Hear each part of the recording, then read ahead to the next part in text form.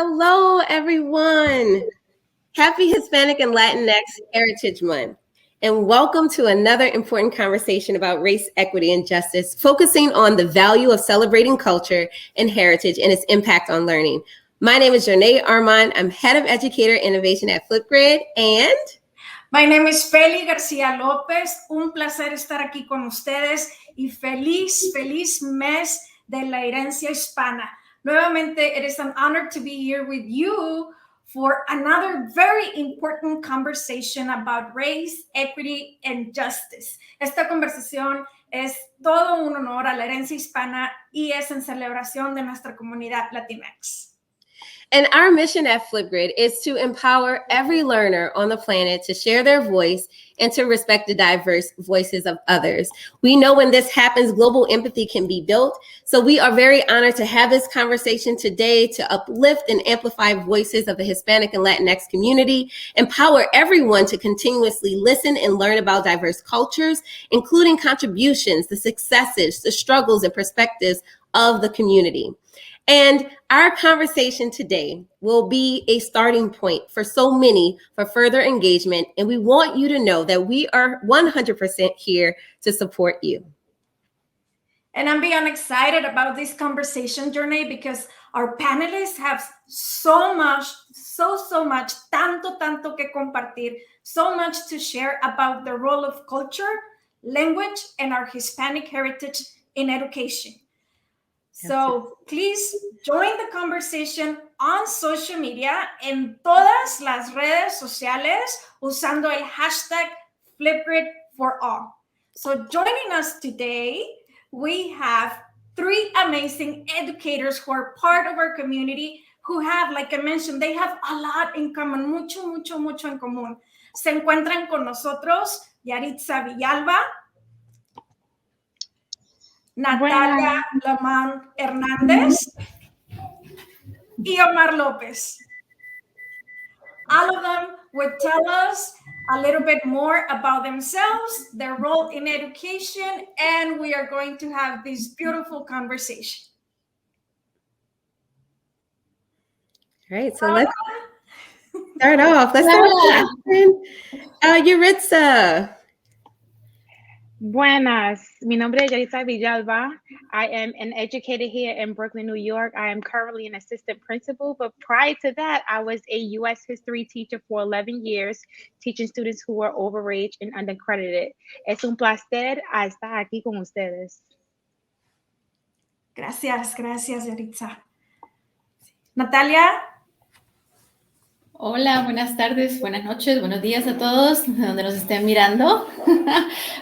My name is Natalia LeMoyne Hernandez, and I am the coordinator for instructional technology in a school district outside of Albany, New York. Prior to that, I was an English as a second language teacher in the North Carolina public schools. I have a passion for educational technology because I've seen the results and how it has impacted student learning and achievement.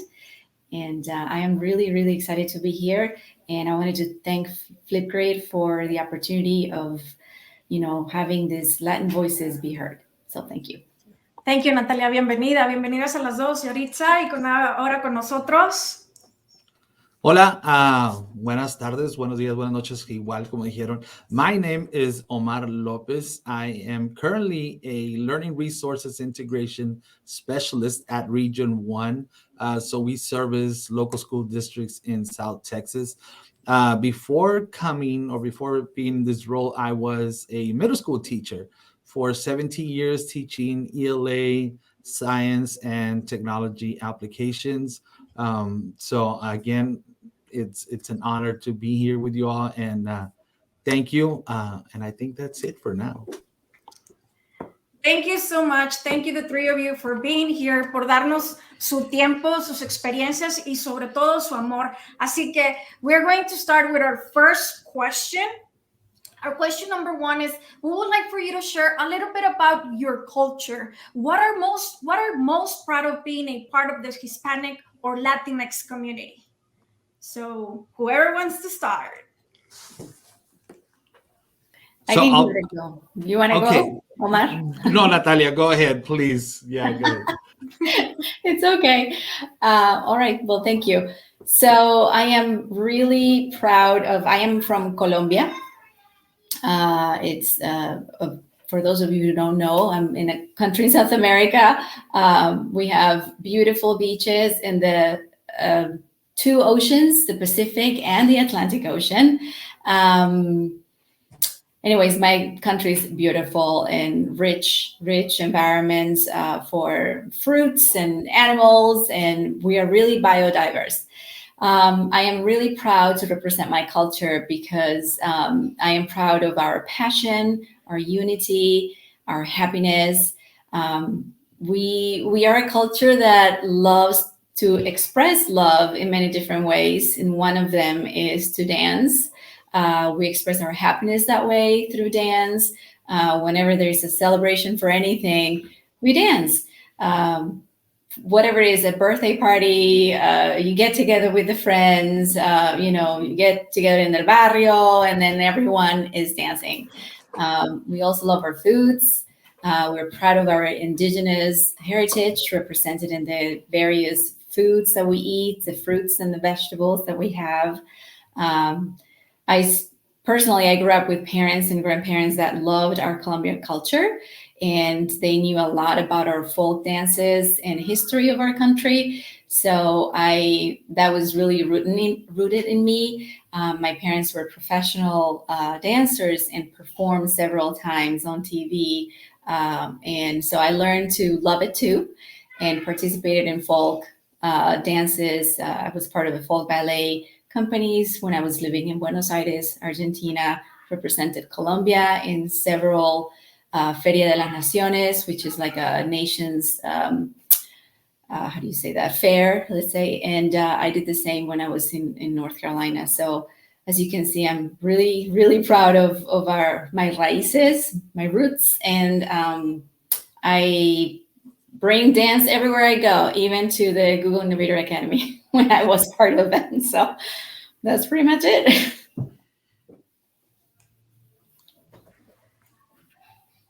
You're on mute, my friend.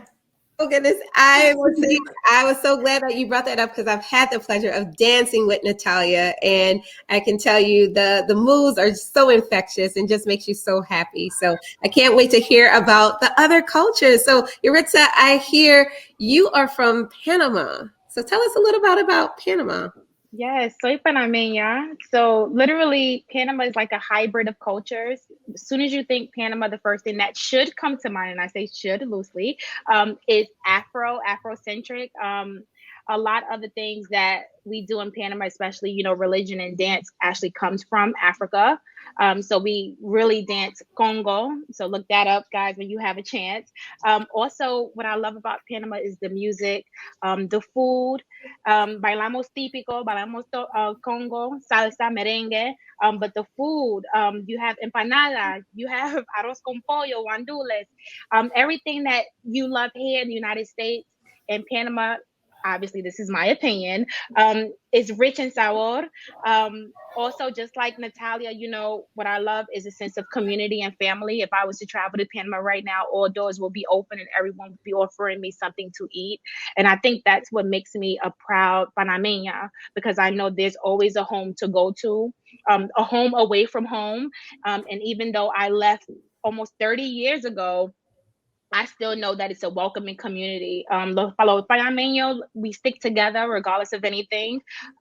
We have this sense of culture, this strong culture that, we're prideful people. It's okay to, live in one place, but regardless of anything, you're Panamanian first. So that's a little bit about my culture. Awesome. Thank you so much for sharing. All right, Feli, we have up next. Y con nosotros Omar, que tenemos mucho en común. Mucho. ¿Verdad? Mucho. Yes, so I'm from Mexico. Now live here, obviously. But I think with our culture and there's a lot of it that we see in common from all of Latin America, right? There's the food. We love our food. And like Natalia mentioned, there's a lot of indigenous parts in the food that we eat, the music, the singing, mariachis, known all over the world. And you can, just like the music that comes from, countries in South America, Latin America, all of Central America as well. It's that sense that brings joy and sabor and a little bit of just happiness in what we do. So I think our culture is also very rich, right, in the arts, like we mentioned, with the music and the singing, the food as well. But more than anything, it's just being proud, like Yaritza mentioned, is that sense of community.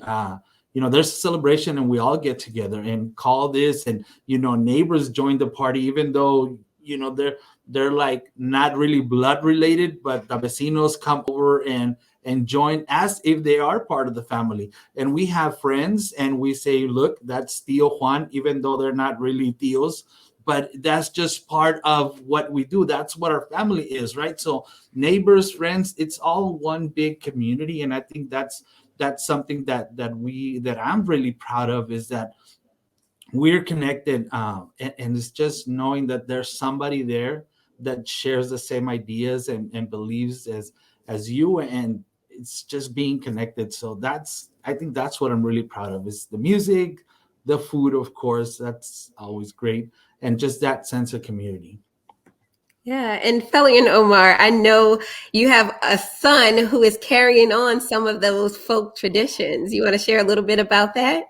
Yes, maybe Linda, and you read my mind, because I have my notes right here. I was writing it when Yaritza was talking about that Congo y las danzas afroamericanas, y también Natalia, hablaste del baile, y pues quería compartir también lo que es la cumbia colombiana, verdad, que es muy conocida.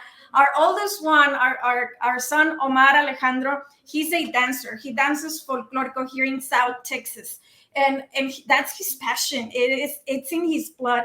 And as part of all the dances, it is mainly his thing is about folklore mexicano. But as part of being a dancer, you have to be well-rounded, right? So he knows about his dance, la cumbia colombiana, por supuesto, ha bailado mariachi, como mencionaba Omar, and but also Congo. And I want to share this with you, Yaritza, because that was one of the most amazing dances that I've seen in my life. Like, he was able to shake and move everything, but so united and so beautiful, so colorful, so amazing. And also it was also very beautiful to see, because at the end of every performance, right, that we're there, right, Omar, we have a conversation about it. We have dinner, right, because it's all about food after dancing. And we talk about the dances, like the and before dancing. Yeah, that too. So the connections, the culture, right? But he's like, Mom, when I dance Veracruz, which is a very well known in Mexico, it also has danza afroamericana, también tiene cumbia colombiana. So we are a mixture of everything. And that's the beauty of it, right? Like, there's no differences in it. It's a mixture of everything. And that's what makes us even more united, but most importantly, more beautiful. And I know I follow you on social media, and we, like, the five of us, have so many similarities, because I've seen your post on Instagram, and I've seen Yaritza when she posts those beautiful pictures about you, baby, but the beautiful pictures about your family, and they're dancing and they're celebrating and they're eating and they're having such a great time. But I've seen the same thing on Journey's post, right? So I guess I'm bringing this up because instead of looking at the differences that we have right here, like, we're all from everywhere, we should see about the similarities that we have and be more united and celebrate everybody's culture and everybody's language. Imagine how amazing this place would be if we were that open-minded about what is it that you can bring to the table, right? What is it? Show me how to speak your language. Show me how to dance. Show me how to cook your food. I'll bring my food to the table. You bring your food to the table. And then our table is going to grow and grow, just like our minds and just like our hearts. So thank you for sharing that. We're very proud of our Omarcito. He's an amazing dancer, but the conversations that we have after every single dance of how culture is so amazing to bring us together is just at a different level. So yes. Absolutely. And, art, music, food, it's rooted in every single culture. So as educators, if you're looking for a starting place, start with that. Talk about the music that students love and listen to. Start thinking about the foods that they may eat at home. That's an easy way to begin the conversation so that students can see the similarities that they do have. And once they make that connection with the similarity, that will only foster more inquiry, research, and learning. And so we know the impact that we as educators can have on the lives of our students. And so with this next question, we know that not all students have been afforded the same opportunities to be able to be themselves and to grow in beautiful ways. So with this question, as an immigrant to the United States, how did your school experiences shape your beliefs in who you are today, and also empower what you advocate for? Because all three of you are just amazing advocates for our students. So let's take it away. Let's start off with Omar, because Omar, you actually came to the United States when you were pretty young. Is that correct? Yes. Oh, many, many years ago. Yeah. So I came to the U.S. From Mexico when I was 10 years old. My dad actually came a year before that, and then we waited, and then when it was okay, then we came to the U.S. Living with family, not having a home, and I think that's very common. Like when some of us come over here, you got a couple of families living in a single home. But part of my experiences, and it was tough because knowing zero English and then being told that you can't speak Spanish anymore, but that was the only thing I could speak. So I don't know, I felt like kind of stripped of my tongue, right? And like the identity as well, because I couldn't be just a normal 10-year-old, a normal 11-year-old, because then if we spoke English, I'm sorry, we spoke Spanish in class, then we would get swatted. And I was swatted multiple times. Sometimes I would just get off the bus and the principal was waiting for me because I had spoken Spanish the day before. And so anyways, but that kind of, it was challenging, but that also forced, and maybe I shouldn't use force, but kind of, for me to learn English and just really, really be able to find a way to share what I had to say and to express myself. So it was working through that struggle and understanding that, I needed to do something to be in a regular class like everybody else, because I felt like I didn't belong. I was called a mojado, a wetback, right, for being here illegally and not being able to speak with like the others did. And then going back to Mexico and to visit, it was like, well, you're a pocho now because you live in the United States, so you're not from here. So it was challenging. But as I grew older, I started learning. And when I went into education, well, I went into education because that's something that I wanted to help other children that were in the same situation, right? So I was, an English learner with all the labels at risk and everything, but I wanted to be there like a guide or a role model to students that are in the same situation, especially here along the border. We have a high number of English learners who are struggling with identity, not being comfortable here, learning a new language, a new culture, a new content. So as an educator, that always was what drove me to find ways to help these students overcome challenges and not really knock the barriers down for them, but help them find ways so they can overcome those barriers themselves. Because like I would tell them, I'm not going to be here for you all the time. So you have to find a way to deal with these obstacles and deal with these challenges and deal with these people that are trying to hold you down. So that's what's been driving me. And I know Feli and I work really closely with English learners when we were at our campus. And it was about letting them know that it's okay. You're valuable. You have something to contribute. So that's what's been driving me, is just helping kids that were in the same situation and showing them that if they want to, they can do it, and they have a support system to get them through that. I know as you were talking, my heart dropped a couple times.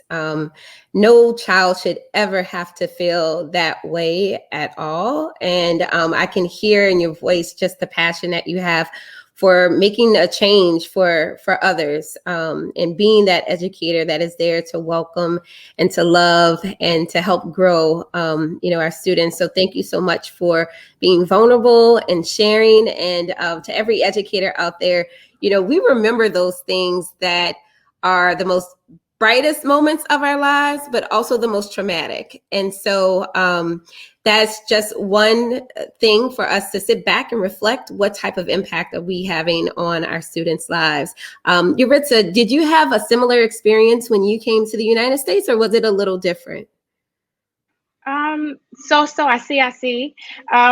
Before I actually touch on my experience, I just wanted to say to the educators that a lot of what we're discussing today is culturally responsive teaching, right? Getting to know your students outside of just, the neighborhoods they live in. You need to know how to pronounce their names. You need to know their experiences. You need to know their families. And so if you're going to take away anything from this, and if you're going to get all of our experiences, just understand how important it is for you to get to know your students beyond just the level of how they look. With that being said, my family migrated here in 1991 from Panama, directly after the United States invaded Panama in an attempt to overthrow Noriega. That attempt to overthrow Noriega changed my entire life. We migrated here, it was 12 of us, and we actually lived in a 2-bedroom apartment here in Bedford-Stuyvesant, Brooklyn. My mother, my aunt, and my grandmother spent tireless days just working. And so the idea was, if the adults go to work, the kids had to go to school, and whatever you learned in school, you needed to bring it back home for the adults. My experience in school wasn't something to brag about. I sat in classes, ESL classes, but in reverse to me actually speaking English and learning English, I was actually told that I could only speak Spanish in these classes. And so for my entire school experience, from elementary school to high school, I was in what's called native classes. And in these native classes, I was in classes with other Spanish speaking kids, and we were only told to speak Spanish. So I had a teacher by the name of Señora Gaetan in high school. And I knew that she knew that I was over it. Most of my school experience, I felt aislada, like I felt very isolated, because I predominantly spoke English, and here I am in a class, and I'm yelling like, I know this, I know how to say these words, and I just want to feel like I'm a part of something, and instead I'm being forced to do the total opposite. And so those were very traumatic moments for me, because one, I had already made friends outside of the Spanish speaking community, right? So I had friends that I had grew up with, per se, and I was being made fun of because I was in these classes. A lot of people seen these classes as almost like, classes for special needs, because these are for students who are just coming into the country. And for me, it was just, I know how to really speak English, but I'm not being allowed to share that with everyone else.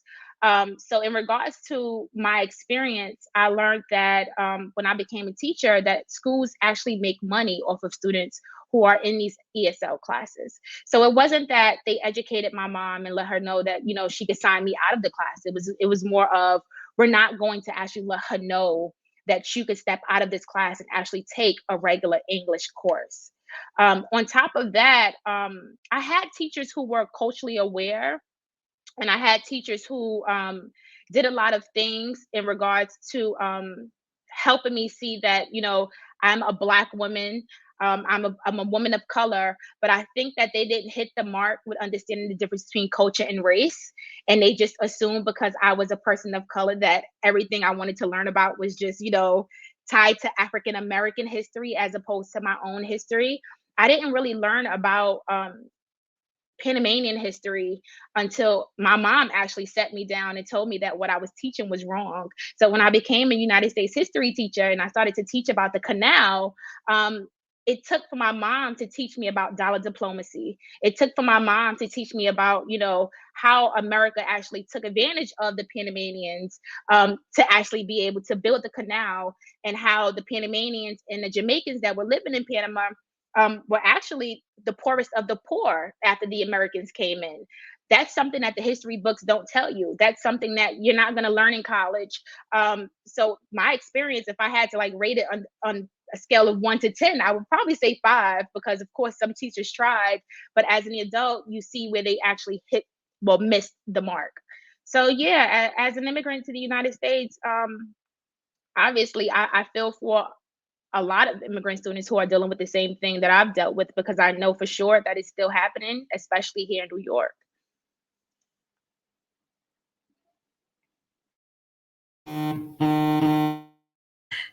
As you were speaking, the only thing that kept coming to my mind was knowledge is power. And so much has been shifted, perspectives, changed the course of so many things for so many people. And I think that's why these conversations are so important, because when you really get to listen to someone's experience, you get that firsthand knowledge. And so thank you once again, Yaritza, for sharing about your experience and how challenging that was for you, already knowing both language and being bilingual, which is such a beautiful thing. I wish I was there. I'm working on it. Felly's helping me. But I'm curious, Natalia, I know you came a little later on in your life, but still faced some adversity. So would you mind sharing a little bit about your experience? Sure. So many things that Omar and Yaritza have mentioned seem to be a common denominator on the experience of immigrants, right? I didn't come here to the States when I was a child.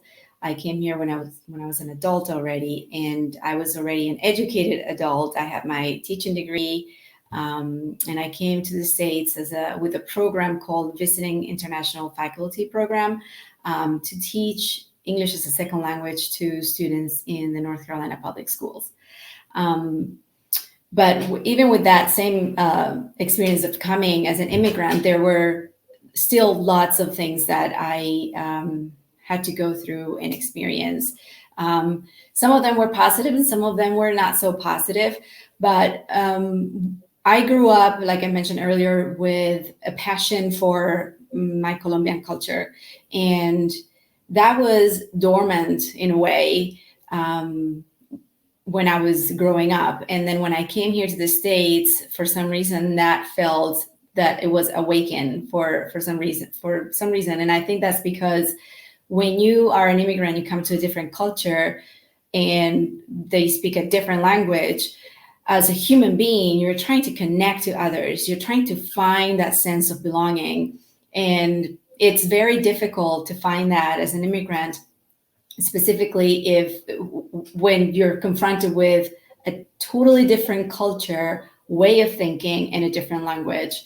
For me, it was difficult in the sense that I perceived certain things in a way that I shouldn't perceive them.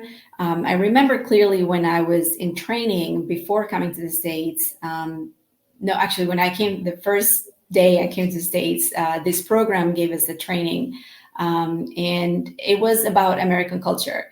And I remember something resonated with me, and that was, well, American culture, you will notice that people are going to be very friendly to you, but that doesn't mean that they're your friends. And to me, that was something that resonated, because in my culture, when you're very friendly to me, that means that you're more than just an acquaintance. That means that you are a friend.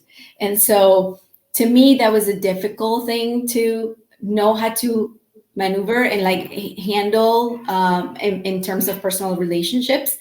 But then I learned the ways. And so that became obviously easier as time passed.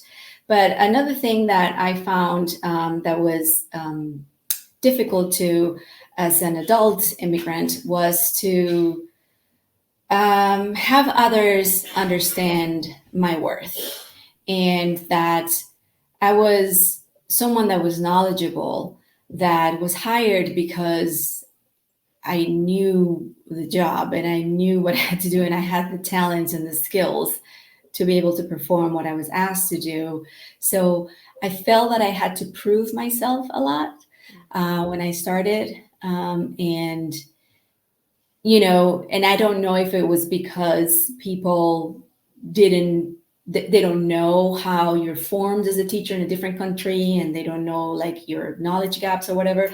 But I did feel that I had to prove my worth, that I have to prove that I was worthy of where I was. And being a Latina woman also has been challenging, especially in the educational technology field, more specifically in the technology field, where Latin women, I mean, I don't know of a lot of Latin women, at least in where I live, that you know, are in a position like mine. And it's difficult because you want to have that sense of belonging. You want to be able to connect to somebody else. When Omar was talking about he was being stripped of his own cultural identity, then he's left with nothing. So how is this child going to be able to learn new things, learn a new culture, a new language? On top of that, you have to learn all the academic part, right? So for immigrants and for students that speak other languages, it makes it a little bit more difficult in that sense, because you're trying to find that way to connect to others, feel like you belong, feel like you're part of something. But when they take that cultural identity away, you are left with nothing, and you can't express yourself, you know? So I felt a little bit like that, even as an adult. But again, I felt like when you are an adult, you have the option to, you know, talk to people even more in dialogue about these differences. And once those things are communicated and talked through, then, you know, things work for the better. But it was a little bit difficult, specifically of, you know, proving my worth. And so that's pretty much it. So I want to stop and pause and do a check. So everyone on the panel and everyone watching, raise your hand if you ever felt like you always had to prove your worth or knowledge to someone else. Now, if your hand was not raised, you might be living in a form of privilege, and be aware of that. And so, Natalia, thank you so much for bringing that up, because that is a struggle every day when you are not seen as being someone that is worthy and knowledgeable, and that you always have to prove yourself to someone else. So thank you so much. So we're going to transition. Feli, you have a thought or another question? Yes. Really quick. And I wanted to add, like, I just like you, Natalia, I moved to the US when I was 21. So it was and right, I went straight to college, right? I already had my education from Mexico because I grew up in Mexico, and I learned English in Mexico. So I came to the US. My parents decided to move to the US, and I was like, yes, ma'am, yes, sir, right? Part of our culture, like your parents tell you one thing, and you're like, claro que sí, vámonos. So we did, and I went straight to college, and I went straight to the university and said, hi, my name is Feli, and I'm here to become a teacher. And then they gave me this huge list of specifics that I had to comply with in order for me to prove the system that I was going to be able to enter the university to begin with. Not to become a teacher yet, but to enter the university. And I was like, nothing is going to stop me, because since the moment I was born, I said I was going to be a teacher, and I'm going to be a teacher here in the US and Mexico, donde sea. I am going to accomplish what I was born to do. So I became a teacher, but during my college career, I had a specific class in college where a specific teacher that she, for some reason, made I don't know, maybe a generalization about me. And I go back to what Yaritza was saying, that you make these generalizations about your students and you don't know them. You don't know where they're coming from. You're not establishing this relationship with your students. And to begin with, who are you to say what the student is going to be capable of doing? You don't know. We don't know the future, and we don't know the ganas that a student may bring into the situation, right? Not even because a lot of people say that state assessments will tell you exactly with data where the student is. Yes, it'll tell you where the student is at that specific moment, but it will never tell you what the student is going to be capable of in the future. So this specific teacher in college, she made a generalization about me. She took me out of class and told me in my face that I was never going to be able to become a teacher here in the US because of my accent. And I looked at her like, my accent? She's like, yeah, your English is not where it needs to be. And I said, well, I totally understand I have an accent, but you do too, because everyone has an accent. And I was not trying to be disrespectful. Again, we go back to culture. Your teacher, that's the authority figure. But she hurt me. And I was like, lady, there's nothing or no one who's going to stop me. I'm going to be a teacher. And yes, my English might not be as perfect as yours, but yours is not either. A language is always evolving. That's the beauty of all languages. So I took this class. I had a very hard time during this class. I got a B in that class. I know for sure. And I have a witness because that's the class where I met my husband, Omar. So I knew that I had an A. I did everything to get an A, but I got a B, right? Because of the generalization that this teacher, the assumption that this teacher made on me. And the fact that I told her, well, you have an accent too. And I told her in her face, and I guess she didn't like it. And for that class, it was just a very, very difficult class for me, not because of the actual content of the class, but because of the relationship between the teacher and me, right? And Omar can witness to that later in life, that lady, she was a college professor, but she was also a high school teacher. So she worked for both systems. And then later in life, once I became a teacher, I was also providing PD for my district. And in one of these PD sessions, she was there as my student, as the teacher that I was helping now. So you see how life is, it's a situation, it's a life situation. You don't know what's going to happen. So when I saw her and she saw me, and with like different roles, I went to her because I was just teaching what I needed to teach. And teaching is in me. It is my passion.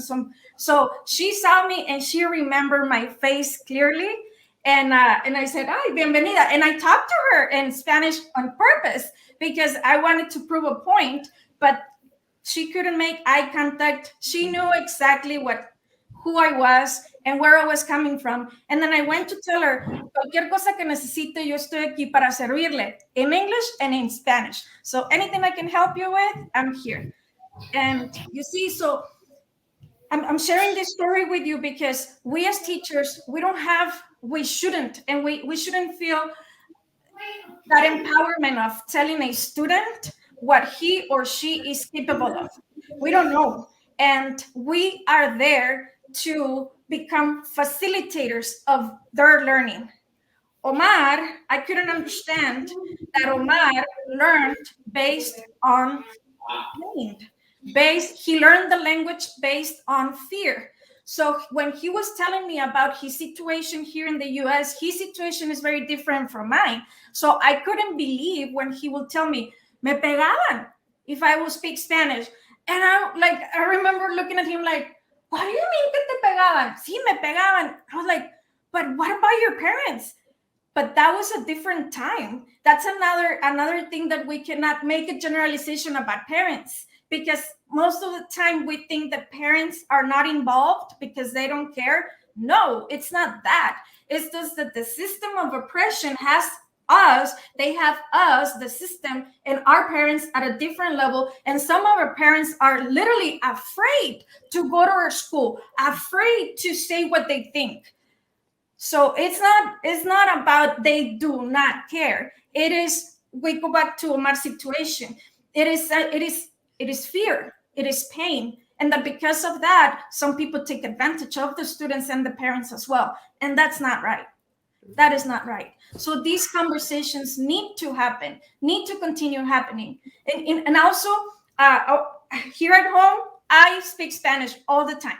So I'm the one who's screaming around the house, Español, Español, hay que hablar Español. Because Omar is constantly speaking English to the boys. And I'm like, por favor, hablen Español. But I was not aware of what Omar was coming from till the time, and I had this conversation with you, Jornay. He, in his heart, it has been engraved in his heart that speaking Spanish is bad. So he's not gonna do something bad, right? That his heart considers bad to his kid.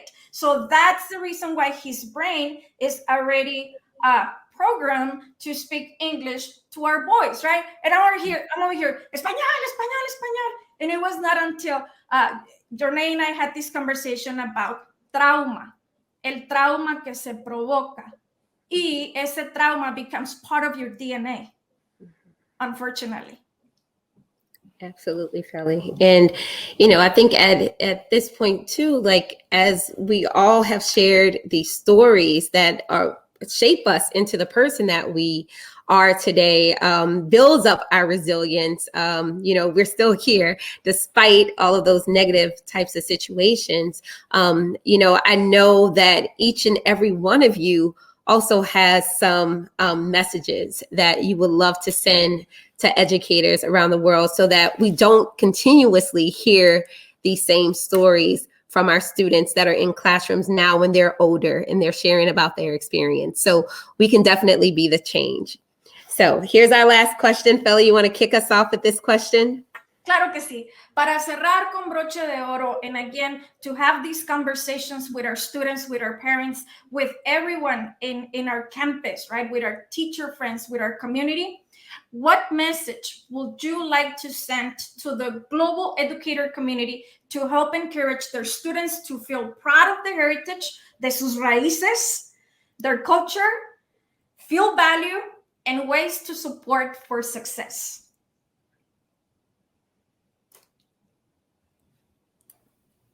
I'll go, I guess. That's always a good way to give us teachers like, the wait time. So, which is, one of the teaching strategies, right, with English learners is being able to wait time is super important because as an English learner, we have to translate what the teacher said in English, translate it to Spanish, process it in Spanish, then think what I'm going to say, then translate that to English. And then a lot of times we think our students don't know the answer, but it's just so many things going on in there. And it's like, okay, wait time. So ladies, thank you for wait time. So what message for our educator communities? It's provide a space for all students. I think all students have something to share, whether, they have to cross 4, 5, 6 different borders to get here. And some of them do. So they have a story. And I think we need to provide a space to share that for our students to share that story throughout. For many of them, it's just they feel that their story is not something that others want to hear. But I think as teachers, if we provide that space and we encourage them, then we validate who they are. And one of the things that is often like that we hear, no eres de aquí ni de allá, right? You're not from here nor there. You're not Mexican enough, or you're not Nicaraguan enough because now you live over here, or you're not, now you're not American enough. So what we've said, and I picked up this from Feli, is, you are from here and from there. So eres de aquí y de allá. So I think if we let our children, our students know that, yes, you are worth something because you know two languages, or you're part of two different cultures. I think that's very powerful, and that just encourages them to take that extra step and break out of that shell and overcome whatever is thrown their way. I can go next if you don't mind.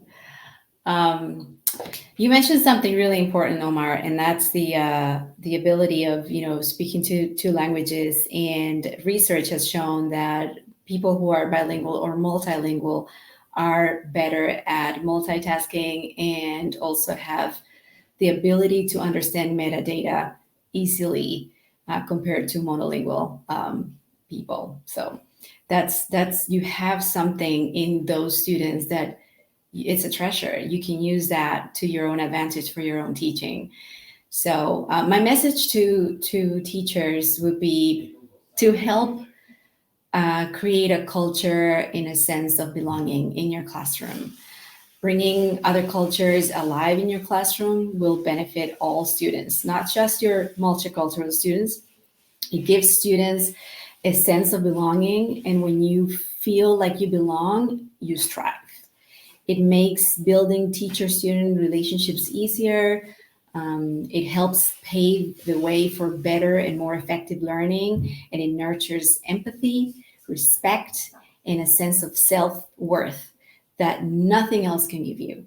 And I can attest to that when I gave my English as a second language learners the opportunity to have their voices be heard by the entire school community when we created the school radio show. And they were so eager to record their voices and create this show that they knew they would have an authentic audience. Like the whole school was going to listen to the show.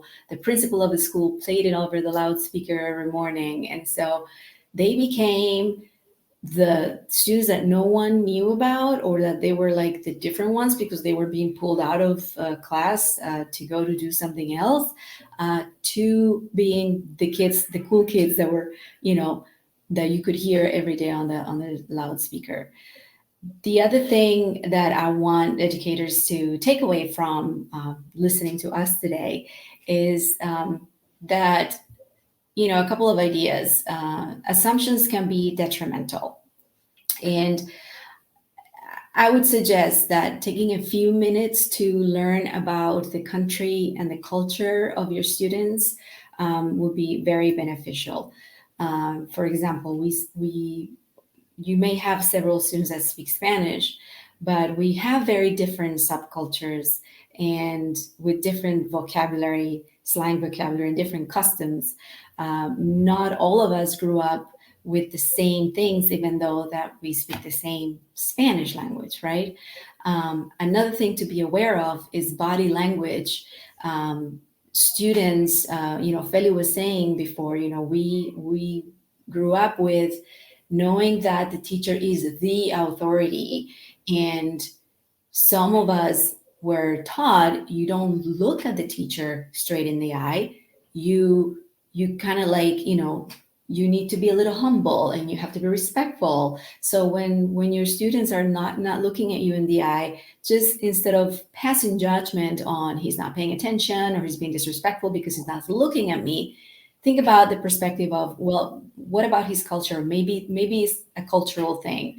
Your body language, when we cross our arms and we're paying attention to something, some people may see that as, well, this is a rejection. I don't want to participate or be part of whatever you're saying. But for some other cultures, it's actually, I am paying attention and I'm into what you're saying. So be aware of those little things. Incorporate culture into your classes too. While students are quietly working on something, play some Hispanic baladas softly in the background. When talking about foods, incorporate images of the foods that your students grew up with, or maybe they still eat at home. Learn to pronounce their name, and do not change it to an English version of it or Americanize it. Even if you don't know how to roll your R's, it's the effort that is recognized and valued even more. Those are my 2 cents. Beautiful. Natalia just said everything that I wanted to say, plus more. con azúcar encima y todo, right? But what I would say is that it's power in knowing who you are, whether we're talking about culturally responsive teaching, whether we're talking about SEL, because we know, one of the competencies is self-awareness. But it's difficult for students to learn something that you're teaching if you're not allowing them to be themselves. And if they don't know themselves, you have to create a space where students are able to find out who they are. And a lot of immigrants, when we come to this country, it's so difficult to try to figure out who you are because everybody's bombarding you with what you should be and how you should respond to things and how you should act, that you start to lose sight of, the things that kind of made you happy, right? When I came to America, I was 3, but there were some customs that, even though my mom spent most of her time working, I knew, okay, mommy got home at 8 o'clock, we got to pray. Dinner has to be done. We had to, mop the floors. You got to clean the tables. And these was routines. And as I grew older, it was, okay, this is how my household needs to be. Now that I have a 9-week-old, it's like, I got to speak some Spanish to Mackenzie because at the end of the day, I know that I want my daughter to know those traditions and those customs, but also I want her to know herself. She's 9 weeks old, but just hearing me speak Spanish, I'm sure she's going to get accustomed to it. And then later on in life, I could explain to her, yes, you're American, but your mom is Panamanian. And so, you have some of that salsa merengue in tu sangre. It's important for us to create these communities in the classrooms where students can experiment, students can ask questions. And if you don't know the answers as teachers, then it's your duty to experiment with the kids and explore. A lot of the work that I did last year, especially with Flipgrid around culture responsive teaching, emphasize allowing students to be the center of the classroom. And I think that, if this year hasn't taught us anything, teachers, it's literally take a step back and allow students to teach you something new about themselves. Beautiful. Thank you so much for sharing that. I'd say like all of the advice, the tips that were just given, I was doing my quiet claps on the side because it is all so true. And just once again, every educator who's out there, we are here to support you in that work. The work is not an easy thing to do, but I think what Natalia mentioned is something very simple. Don't make assumptions. And if we really change our perspective, we can really change the world. And just be open to have conversations and be welcoming. You can learn so much from your students as well, just as they're there to learn from you and with you. So create that culture. And we have something inside of our Flipgrid Discovery Library ready for you to explore. So Feli and I will take you through the Flipgrid Discovery Library and share a little bit about what you'll find there. So in a second, you should be able to see my screen. And welcome everyone to the Flipgrid Discovery Library. It is a place where there's over 40,000 topics created by educators like Yaritza and also partners who have made sure that everything that they provide is free for you and your scholars. And so we also have worked on creating a special place where you can find topics. If you would love to just infuse Hispanic heritage in your classrooms, not only for this month, but all year long. And we can continue adding to these collections. So Feli, take it away. Tell us a little bit about this collection. Claro que sí, mi vida linda. And in this collection, made with mucho amor para todos ustedes, we have different topics that are ready for you to use in the classroom and have this conversation with our students. They're already there. All you got to do is just click on it, select it, that it is for the grade level that you are teaching. And once you select the perfect topic for you and your students, your babies, all you have to do is just click on the blue button that says add topic, and it will be sent to the group of or groups that you want to share this topic with. So we invite you to visit the Discovery Library. We have a lot of topics that are ready for you to use with your students. This is one of my favorite ones, Who is Your Abuela?, which is a story about your abuelita.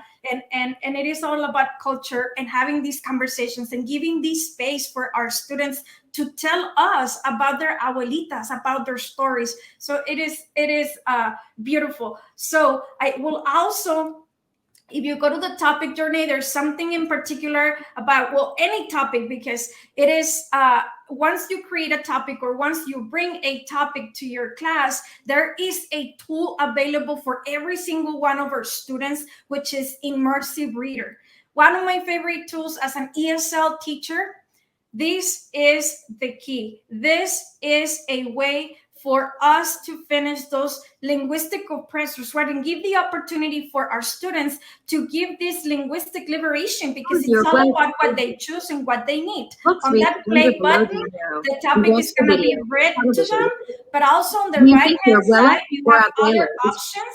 And one of my favorite ones, and if you click on the librito, on the book, it'll give you the option to translate the topic into whatever language. In my case specifically, it was Spanish. We will select Español from Mexico, and that topic will be translated to my students.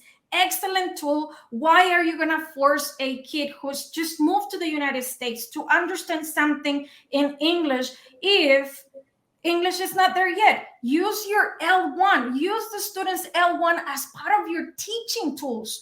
So a way to celebrate their languages, and also a way for you to share this with parents. It is also an excellent way of communication with your parents. Show your parents about the topics. Show your parents how to use Immersive Reader, because they will be able to translate everything and continue helping their kids, because that's what they want to do.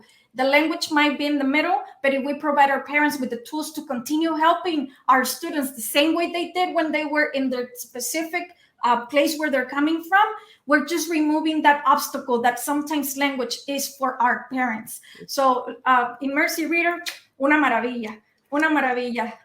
Man, I wish I had the Immersive Reader when I was teaching in the classroom, like boy, oh boy. But I also want to tell every educator too, just the power of multilingual classrooms. We all know about context clues. And the one thing I can appreciate, even as I'm sitting here and listening to this beautiful conversation in both English and in Spanish, I am picking up so much too from the context clues. So once again, just foster your students being themselves and bringing their best selves into the classroom, because when you do that, we can truly empower every voice. And so today and every day, go out and make a difference in a child's life. Does anyone have lasting words for anyone? Natalia? Yeah, I would like to just encourage educators to advocate for their students if they feel like, leadership or, wherever in the situation they are, they can't get the support that they need for the needs of their students. Don't be afraid. If you're not an administrator or something like that, you're just a teacher, like you were, like one of us, just don't be afraid to advocate and go to those meetings and knock on the door and try to advocate for your students. I would also include just make it your best practice to actually include parents in everything that you do. Don't ever assume that there's a disconnect between the home and school. The school is the second home for students. And so just, reach out. Sometimes it's just parents are not really receiving your phone calls. So try your best to incorporate them in your daily practices. You may be doing some kind of activity, and parent input would actually, excel your lesson. So I'm in Brooklyn. So please just make sure that you actually incorporate the parents in everything that you do. And I guess just be genuine with your children, with your students, and be yourself and give them the value that they have, because again, everybody's got something to share, and we just got to hear them out. Absolutely. And so as we close out, we're going to circle back to this mission, because truly when each and every person on this planet thinks about this, to empower every learner, that's every person is a learner on the planet, to share their voice, then we know others will be able to respect the diverse voices of others. So let's start off by welcoming everyone to share their voice and be a listener to respect the diverse voices of others. And Feli, why don't you give us our final word? Yes, ma'am. Let's continue having these conversations. Let's continue to desmantelar systems of oppression for our students because they deserve the best. Muchísimas gracias a nuestros panelistas. Thank you so much for your time. But thank you, especially thank you. Muchas gracias for sharing your heart, speaking from your heart. Muchísimas gracias por su tiempo. Thank you for our community, and let's continue doing this together con mucho amor. Thank you so much. Muchas gracias. Gracias. Thank you all. Adiós.